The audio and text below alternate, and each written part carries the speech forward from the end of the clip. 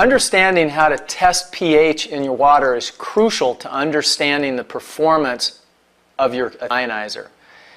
Different areas of the country have very different tap waters. For instance, in some areas of the country we have hard tap water, which is water that's high in calcium, and that water will tend to measure very high in pH, as high as sometimes 8 or even a little higher. Other areas of the country have soft water, water that's very low in calcium, and these waters will tend to measure very low on the pH scale. Some well water measures as low as 5 pH. Your ionizer will have to work that much harder to alter the water when there's not much calcium in it for the machine to work with. So crucial to understanding the performance of your ionizer is understanding your tap water. So the reagent bag that came in the styrofoam lid of your ionizer has a few parts in it. It's got a pH color chart which has an adhesive backing to it, and I'm just going to place this on the machine right here for the purposes of our testing. And then of course it's got the reagent drops themselves, which are the red liquid drops.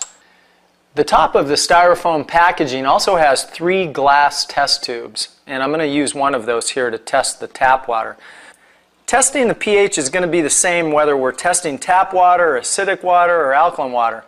And to do that, to test properly, we're going to fill the test tube up about half. It doesn't have to be precise, but approximately half, and then we'll place 3 or 4 drops of the reagent into the water, shake it up, and compare to the color chart. And you can see that's a pretty solid green color, which indicates a pH of around 7. So now let's test some various setting levels of alkaline water.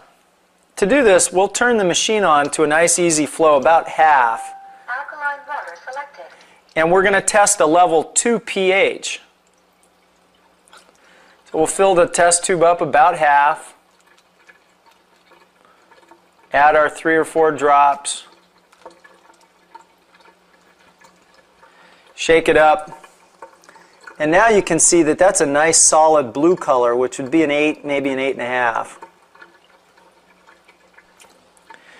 Now we'll test a higher level of alkalinity. Let's skip all the way up to 4 and show you the difference. Alkaline water selected. We'll rinse the test tube out. Fill it up again about half. 3 or 4 drops. Shake it up.